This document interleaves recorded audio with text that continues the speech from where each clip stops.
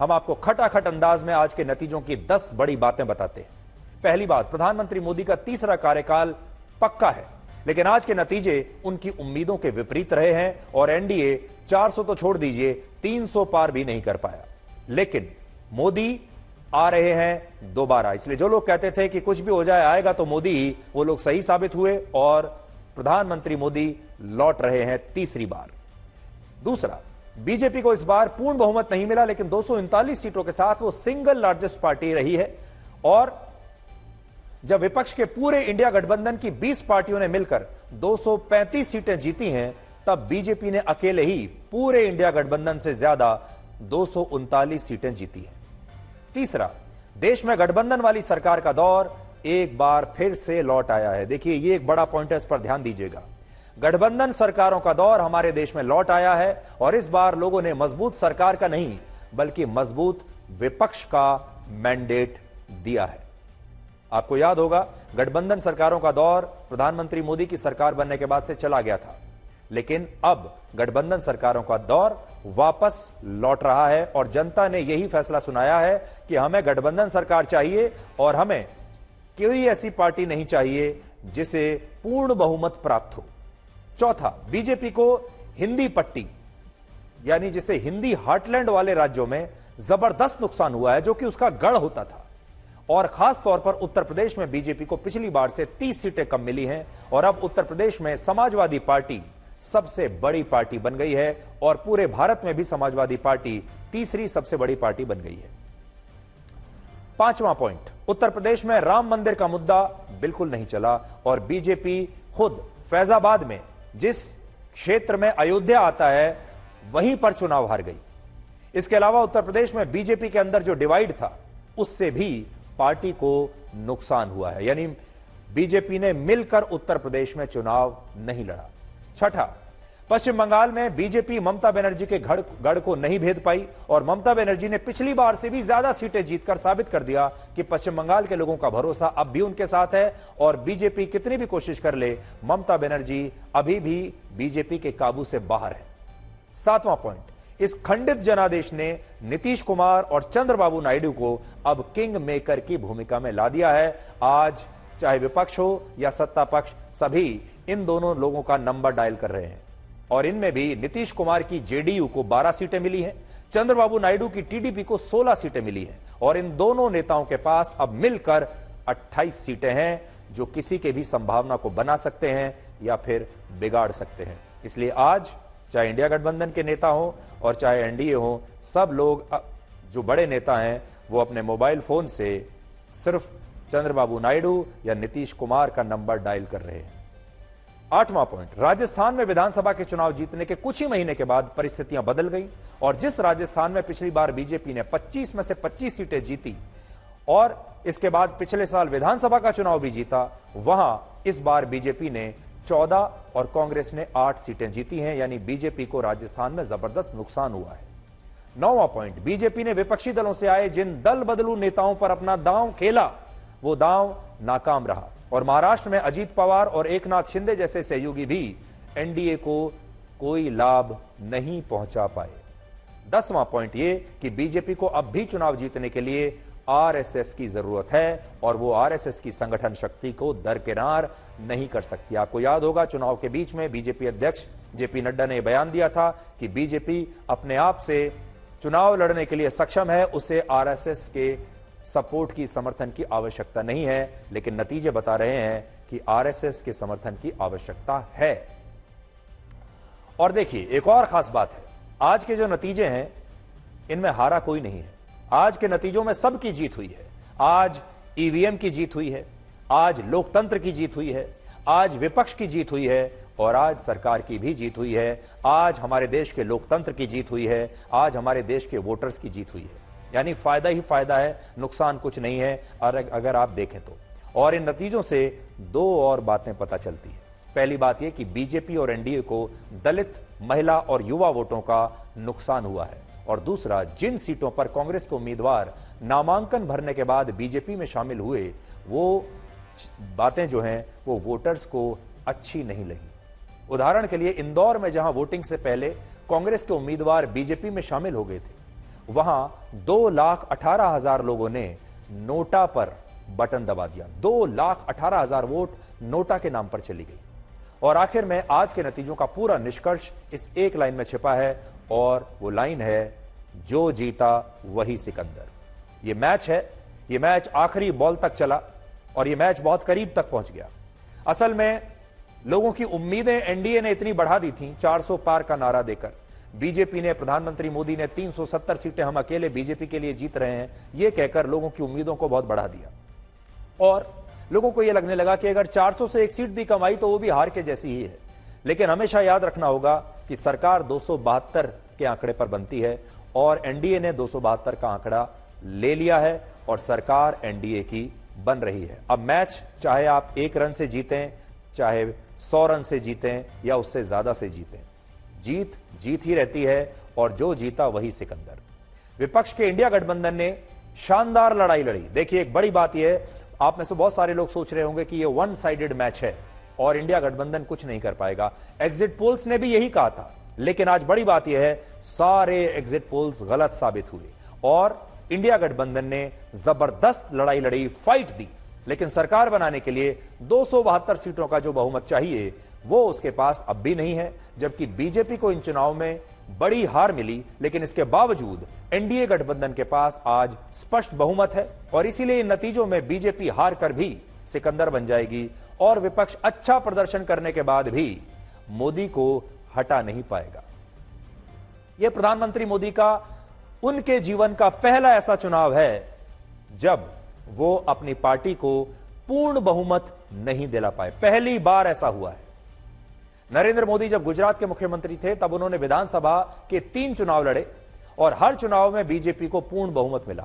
इसी तरह वर्ष 2014 और 2019 के लोकसभा चुनाव में भी बीजेपी को पूर्ण बहुमत दिलाकर नरेंद्र मोदी ने अपनी सरकार बनाई। लेकिन यह पहली बार है जब प्रधानमंत्री मोदी को पूर्ण बहुमत के लिए एनडीए के सहयोगी दलों पर अब निर्भर रहकर ही सरकार चलानी पड़ेगी। हालांकि आज प्रधानमंत्री मोदी ने एक नया रिकॉर्ड बना दिया है और यह वर्ल्ड रिकॉर्ड यह है कि दुनिया में आज तक किसी भी नेता को चुनाव में इतने वोट कभी नहीं मिले दुनिया के इतिहास में जितने प्रधानमंत्री मोदी को मिले हैं। यह एक नया वर्ल्ड रिकॉर्ड है। और देखिए, वर्ष 2002 के गुजरात विधानसभा में उन्हें 1 करोड़ 2 लाख वोट मिले थे। फिर 2007 में 1 करोड़ 73 लाख वोट मिले। 2012 में उनकी सरकार को 1 करोड़ 31 लाख वोट मिले। फिर वर्ष 2014 के लोकसभा चुनाव में बीजेपी को 17 करोड़ 17 लाख वोट उन्होंने दिलवाए।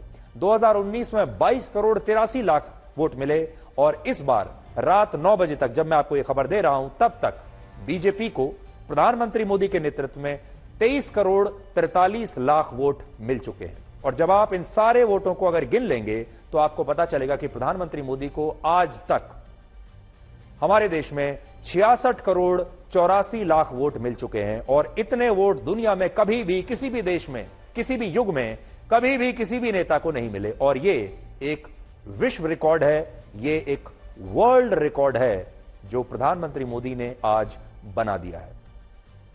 आज पूरे देश में उत्तर प्रदेश की बड़ी चर्चा हो रही है और इस यूपी का मतलब उत्तर प्रदेश भी है और आज यूपी का एक और मतलब भी है और वो है उलटफेर। आज यूपी का मतलब बदल गया है। यूपी है उलटफेर। पिछली बार बीजेपी ने उत्तर प्रदेश की 80 में से 62 सीटें जीती। इस बार बीजेपी सिर्फ 32 सीटें जीत पाई और उसे पूरे 30 सीटों का नुकसान हुआ। असल में ये 30 सीट अगर बीजेपी ने न हारी होती तो बीजेपी खुद ही बहुमत के पास पहुंच जाती, बहुमत ले लेती बीजेपी अपने दम पर। लेकिन उत्तर प्रदेश ने इस बार नुकसान करा दिया और यह नहीं होता तो बीजेपी 272 सीटों तक पहुंच जाती। लेकिन उत्तर प्रदेश के उलटफेर ने यह सारी की सारी कहानी पलट दी और बीजेपी भी हैरान है और पूरा देश भी हैरान है कि आखिर यह हुआ क्या। जो अखिलेश यादव आज तक समाजवादी पार्टी के लिए एक भी चुनाव नहीं जीत पाए थे, ना तो उन्होंने विधानसभा का चुनाव जीतकर दोबारा सत्ता हासिल की और ना ही उन्होंने लोकसभा चुनाव में कोई शानदार कभी प्रदर्शन किया, लेकिन आज उन्होंने समाजवादी पार्टी को उत्तर प्रदेश की सबसे बड़ी पार्टी बना दिया, इंडिया गठबंधन की दूसरी सबसे बड़ी पार्टी बना दिया और भारत की तीसरी सबसे बड़ी पार्टी बना दिया, जिसके लिए आज अखिलेश यादव की लगातार निरंतर मेहनत की तारीफ होनी चाहिए, उनके लीडरशिप स्किल्स की तारीफ करनी चाहिए। और आज आप कह सकते हैं कि आज जो नतीजे आए हैं, अखिलेश यादव आज के नायक हैं, वो भी आज के हीरो हैं, जिन्होंने अपनी मेहनत से, अपने परिश्रम से ये मुकाम आज हासिल कर लिया। उत्तर प्रदेश में इंडिया गठबंधन को 80 में से 44 सीटें मिली हैं, जिनमें सबसे ज्यादा समाजवादी पार्टी ने 38 सीटें जीती और कांग्रेस ने भी देखिए इस बार 6 सीटें जीत ली हैं, जबकि बीजेपी को सिर्फ 32 सीटें मिली हैं। यानी इस बार उत्तर प्रदेश में इंडिया गठबंधन ने बीजेपी को पीट दिया है। बीजेपी इंडिया गठबंधन से उत्तर प्रदेश में ही हार गई। सबसे बड़ी बात यह कि जिस पूर्वांचल के गोरखपुर क्षेत्र से योगी आदित्यनाथ आते हैं और जिस पूर्वांचल की वाराणसी लोकसभा सीट से प्रधानमंत्री मोदी ने खुद चुनाव लड़ा, वहां बीजेपी 34 में से सिर्फ 12 सीटों पर जीत पाई और बाकी सीटों पर इंडिया गठबंधन जीत गया। और इनमें फैजाबाद की भी सीट है, जहां अयोध्या में इसी साल 22 जनवरी को भगवान श्री राम के मंदिर का उद्घाटन हुआ था, लेकिन आज समाजवादी पार्टी ने इस सीट पर भी बीजेपी को हरा दिया। सोचिए, बीजेपी की सरकार ने अयोध्या को दुनिया में इतना बड़ा डेस्टिनेशन बना दिया, भव्य राम मंदिर बना दिया, अयोध्या में एक शानदार एयरपोर्ट बना दिया, शानदार रेलवे स्टेशन बना दिया, इतना जबरदस्त विकास हुआ है, इतने होटल्स, इंफ्रास्ट्रक्चर, सड़कें, हाईवेज, सब कुछ बन गया। अयोध्या एक बहुत बड़ा सेंटर बन गया, लेकिन उसके बावजूद इस इलाके के लोगों ने बीजेपी को हरा दिया। और राम मंदिर का मुद्दा ना तो पूर्वांचल में चला और ना ही उत्तर प्रदेश के दूसरे क्षेत्रों में इसका कोई असर हुआ। पश्चिमी उत्तर प्रदेश की 27 में से 13, मध्य उत्तर प्रदेश की 15 में से 6 और बुंदेलखंड की 4 में से सिर्फ 1 सीट पर आज बीजेपी चुनाव जीत पाई। और इन नतीजों से स्पष्ट है कि चुनाव में जब उत्तर प्रदेश के लोग वोट डालने के लिए गए तो उनके लिए राम मंदिर का मुद्दा नहीं था, बल्कि जाति बड़ा मुद्दा था। उत्तर प्रदेश में बीजेपी की हार का सबसे बड़ा कारण यह रहा कि उसे पिछड़े, दलित और अगड़ी जातियों के वोट कम मिले हैं। और मैं आपको बड़ी स्क्रीन पर थोड़ा और ज्यादा एक्सप्लेन करके बताता हूं बीजेपी को असल में उत्तर प्रदेश में नुकसान कहां हुआ। और देखिए बीजेपी को किस जाति की कितनी सीटें मिली हैं। देखिए, 2 राजपूत वोट 2% घट गए। सबसे ज्यादा जो नुकसान है देखिए ये 23% ओबीसी वोट घट गए। मुस्लिम वोट 7%, चलिए तो समझ में आता है। 1% लोध वोट घट गए। जाट वोट 4% घट गए, बावजूद इसके कि आरएलडी के साथ, जयंत चौधरी के साथ उन्होंने समझौता किया था। जनरल कैटेगरी के जो हैं, सामान्य वर्ग के जो लोग हैं, उनके 7% वोट घट गए और ब्राह्मण के भी 7% जो वोट हैं वो घट गए। तो ये बीजेपी का जातियों, समुदाय के हिसाब से फायदा और नुकसान है। ये नुकसान बीजेपी का हुआ है। अब देखिए समाजवादी पार्टी का भी देख लीजिए, ये जो नुकसान है ये जा कहां रहा है। समाजवादी पार्टी में देखिए, आप देखेंगे राजपूत में कोई फायदा नहीं है, लेकिन असली फायदा कहां हो रहा है। उत्तर प्रदेश के ओबीसी यहां चले गए, 25% वृद्धि हो गई, 6% मुसलमान चले गए। उत्तर प्रदेश के जो दलित हैं, ओबीसी हैं, मुसलमान हैं, वो सब यहां आए हैं देखिए। और 6% प्लस मुसलमान, ओबीसी प्लस 25% और बाकी का कोई फायदा नहीं है। ये देखिए, ये सबसे बड़ा फायदा है। अब मैं आपको इंडिया गठबंधन का भी और कांग्रेस का भी एक ब्रेकअप दिखा देता हूं। देखिए कांग्रेस को क्या हुआ है ये देखिए, ये उत्तर प्रदेश का है। कांग्रेस में राजपूत 0, लेकिन ओबीसी 4% बढ़ गए और मुस्लिम वोट देखिए 0 ही है। उसका कारण यह है कि इस बार उत्तर प्रदेश के सारे मुस्लिम वोटर्स ने एक रणनीति के तहत कांग्रेस को नहीं बल्कि समाजवादी पार्टी को अपना वोट दिया है, क्योंकि ये दोनों मिलकर लड़ रहे थे। बाकी 0-0-0। तो कांग्रेस के अगर मामले में आप देखें तो कांग्रेस को कोई खास गेन नहीं है, सिर्फ ओबीसी वोट में उसको 4% का फायदा हुआ है। अब देखिए दूसरी तरफ मायावती की बहुजन समाज पार्टी को भी इस बार पिछड़े और दलितों के वोट नहीं मिले। सबसे बड़ा एक और कारण यह है कि मायावती इस बार परफॉर्म नहीं कर पाई और बीएसपी उत्तर प्रदेश में एक भी सीट नहीं जीत पाई। पिछली बार जब बीएसपी ने उत्तर प्रदेश की 38 सीटों पर चुनाव लड़ा था, तब बीएसपी को 19.4% वोट मिले थे। इस बार जब बीएसपी ने पूरे उत्तर प्रदेश की सभी 80 सीटों पर चुनाव लड़ा, तब भी उसका वोट शेयर सिर्फ 9.3% रह गया और यह वोट शेयर 17 सीटों पर लड़ने वाली कांग्रेस पार्टी से भी कम है। और इससे पता चलता है कि मायावती का हाथी अब दम तोड़ रहा है। और क्योंकि मायावती दलितों का वोट नहीं काट पाई, मुसलमानों का वोट नहीं काट पाई, उसका सीधा असर बीजेपी पर पड़ा और बीजेपी उसके एक नतीजा यह रहा कि वो हारती चली गई। अगर मायावती ने उनका जो पारंपरिक वोट बैंक है उसे अपने पास रखा होता, दलित वोट बैंक को रखा होता, मुस्लिम वोट बैंक अगर उनके साथ रह जाता उनका, तो बीजेपी को जरूर फायदा होता। दलितों के सबसे बड़े नेता काशीराम ने मायावती को अपना उत्तराधिकारी बनाया था, लेकिन आज उत्तर प्रदेश में दलितों के वोट काशीराम के नाम पर बनी आजाद समाज पार्टी को मिल रहे हैं और उसके नेता हैं चंद्रशेखर आजाद। और आज उन्होंने नगीना सीट से 1,51,000 वोटों के अंतर से चुनाव जीत लिया और यह सीट पहले बीएसपी के पास ही थी, लेकिन इस बार बीएसपी को यहां सिर्फ 13,000 वोट मिले और चंद्रशेखर आजाद को 5,12,000 वोट। इसलिए आज मेरा बड़ा सवाल यह है कि क्या चंद्रशेखर आजाद दलितों का नए चेहरे के तौर पर उभर कर आ रहे हैं? क्या मायावती का एग्जिट हो रहा है और अब एक नए चेहरे की शुरुआत हो रही है और वो है चंद्रशेखर आजाद।